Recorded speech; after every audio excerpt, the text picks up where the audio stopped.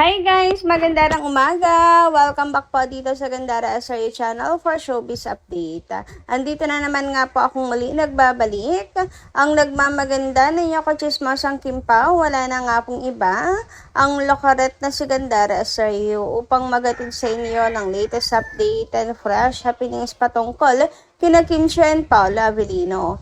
And para nga sa araw na to, ang tatalakayin naman natin at pag-uusapan mga kakimpaw ay ang patungkol nga po dito sa kung gaano ka-attentive si Paolo pagdating po kay Kim. And syempre si Kim, how comfortable kay Paolo Avellino kung saan talagang nagpapabebe pa ito sa kanya. Pero bago po lahat sa mga di pa nakaka-subscribe sa ating channel, maaari lamang na pindutin po ninyo ang subscribe button natin at notification bell na riyan sa baba upang kayo po'y maging updated at ma-notify tuwing may bago tayong chika at balita hinggil sa Kim Pao. Basta mga balita po na may kinalaman kina Kim Chiu and Paolo Avellino, sagot na po natin yan. And darito naman po ang comment ni Ma'am Latin Home Hunter. Hayaan nyo na basahin ko sa inyo bilang pasasalamat sa walang sawang pagsuporta at pagtutok ng ating mga subscribers sa ating pong bawat updates. So sabi po dito ni Miss Latin Home Hunter, Miss Gandara, alam mo ba na from linlang pa lang up to now, talagang nakasubaybay na ako sa Kim Pao. Ala akong pinapalampas dyan, movie man o teleserye at sa ngayon sa Di Alibay.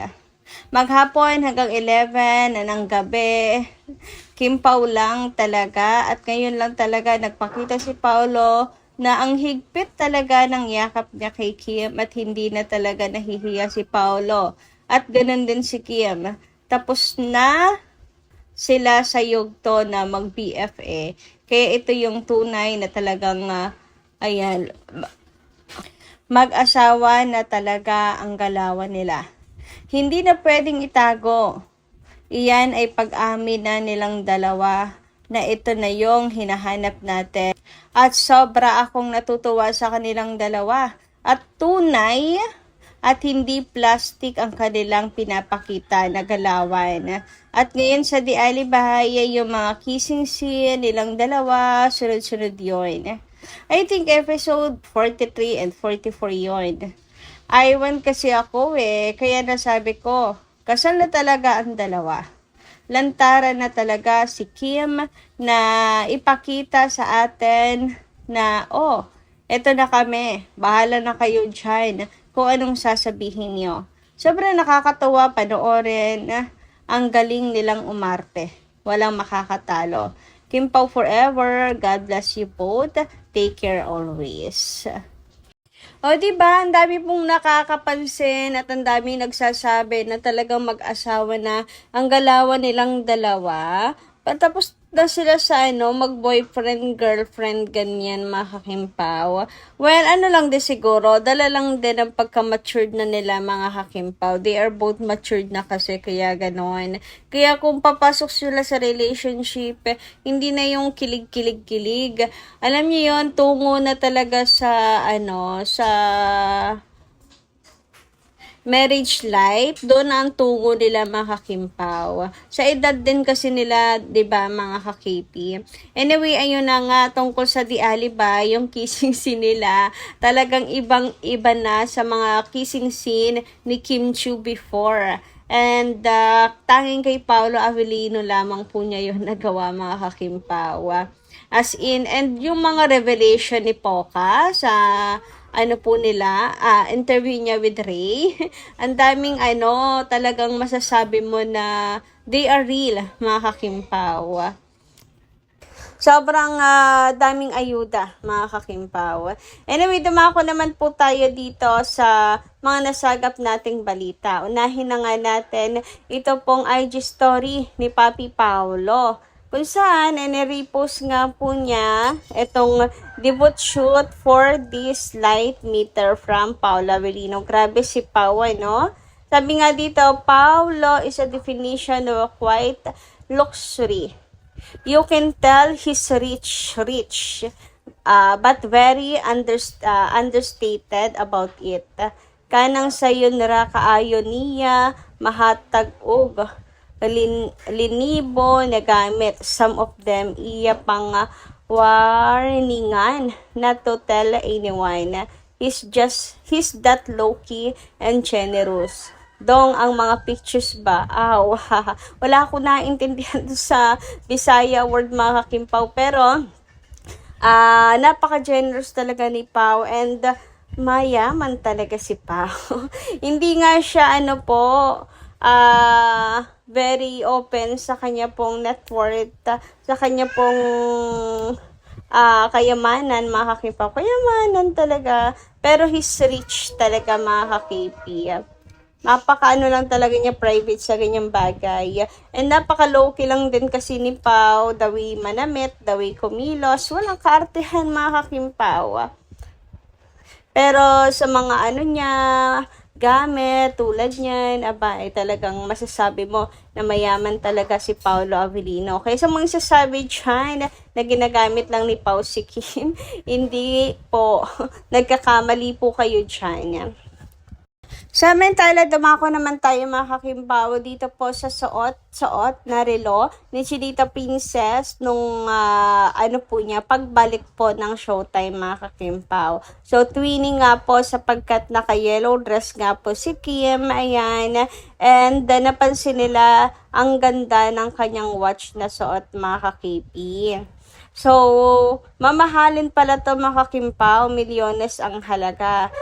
Kaya naman, napapaisip at sumasagi po sa isipan ng mga fans kung galing ba to kay Paolo Avellino or treat niya po sa sarili niya mga kakimpaw. Sabi nga po dito, napansin ko rin yung relo niya, pero ganyan siya pag may ginawa siyang project, especially sa show sa abroad.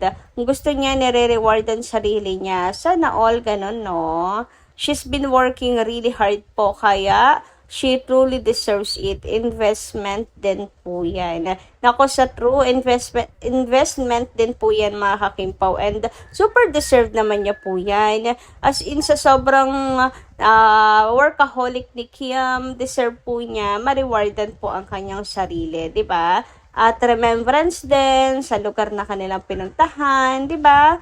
Ganoon naman tayo pag nasa ibang lugar, gusto natin bibili tayo ng mga bagay na makakapag-remind sa atin na nanggaling tayo doon, mga kakimpaw. At least may remembrance. Tapos, ayun nga, sa sipag ni Kimi, hindi mo siya masisilip, mga kakimpaw. May nabasa nga ako before na kung meron may karapatan mag-flex ng kanyang mga luxury bags, luxury jewelries, ganyan, si Chinita Princess yun. Nung nauso yung yung pagsisilip sa mga Nepo babies. Kung meron man daw po may karapatan mag-flex si Kim yun, dahil from casual netizens lang to ha. May binanggit pang ibang artista Pero syempre nakafocus tayo kay Kim. Si Kim daw po yun dahil kita mo na talagang mula sa kanilang pinaghirapan. Grabe, kung talagang sipag lang din naman na pag-uusapan. Grabe, pawis, pagod, puyat ni Chinita Princess, mga kakimpaw. Kitang-kita mo talaga ang kasipagan niya. Kaya, deserve niya magsuot ng ganyan, mga mamahalin, 'di ba? At i-flex po yan. Samantala, dumako naman nga po tayo dito sa naging live ni Chinita Princess, mga kakimpaw. Nang sila ay papunta pa lamang po ng Anaheim. Kung saan, ang dami nga pong nag-send ng gifts kay Chinita Princess. And eto nga po, naloka si Kim kasi iba't ibang mga filters yung umaano po sa mukha niya. Tapos biglang may lumabas na dog. So, nagulat dito si Kimi, mga kakimpaw, at agad po niya sinabi kay Pao. And alam niyo ba, ang nakakakilig?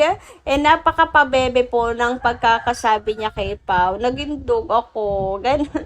Napaka-baby talk. Napabebe talk po siya kay Paolo Avellino. And si Pao naman, abay ang bilis, mga kakimpaw. Talagang to the rescue naman agad sa kanya. Ang sinabi nga na tapusin na yung kanyang live, mga kakimpaw.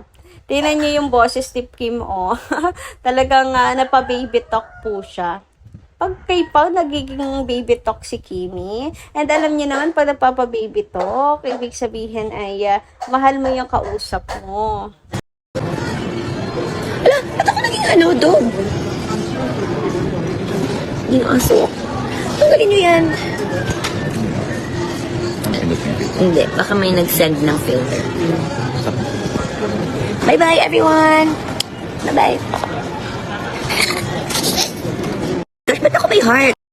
O, di ba napaka-cute mga kakimpaw? And kakatuwa lang din ang masaksihan yung nila, alambingan mga kakimpaw. Kasi ako nagbe-baby talk lang ako sa mahal ko mga kakipi. So si Kim na pa-baby talk kay Pao, naging aso ako. Ang cute kaya. Para siya nagsusumbong kay Paolo Avellino. And syempre, sa si Pao, ito the rescue naman, agad-agad. Pinastop yung live Huwag niyo kasing gawing aso si Kim.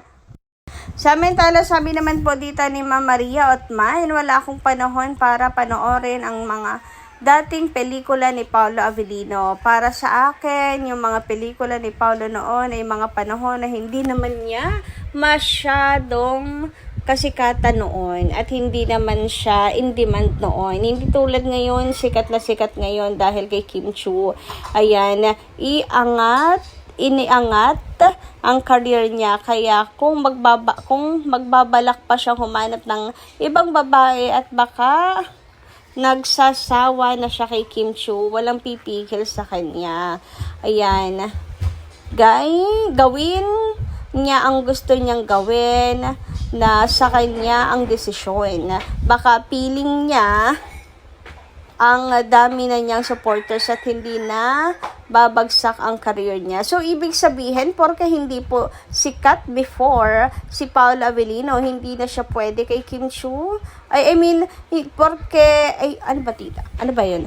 Porke hindi sikat si Paolo Avellino at matulog ang pangalan niya, ayaw nyo na sa kanya para kay Kim at nagsasabi, hinuhusgahan nyo na kasi agad siya dito sa comment nyo na to dahil lang sa hindi siya kasikatan noon, hinuhusgahan nyo na rin siya, nagbabalak siyang humanap ng ibang babae na para bang ginagamit niya lang si Kim kasi nga hindi siya kasikatan noon. Si Kim lang ang nagpasikat sa kanya. Hindi naman ganun, madam. Huwag po tayong ganun, Ma'am Maria at Barna.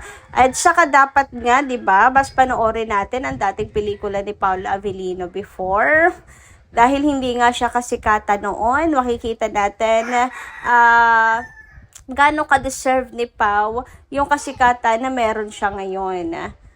Kung husay sa pag-arte, makikita natin yun sa kanya na deserve naman pala ni Pao na yung kasikatan na meron siya ngayon. Yung pagtitingala ng mga bagong artista sa kanya ngayon, deserve naman pala kasi may pinanggagalingan. Even without Kim, mayroong rason. Mayroong rason mga kakimpaw dahil mahusay siyang aktor. So kayo, anong inyong pananaw hinggil dito? Anyway, ako, yun yung aking masasabi. So yun lang po muna ang ating update. Maraming salamat po sa inyong pakikinig. And kita-kits po tayo muli sa mga susunod natin, chika. Maraming salamat at ingat po palagi.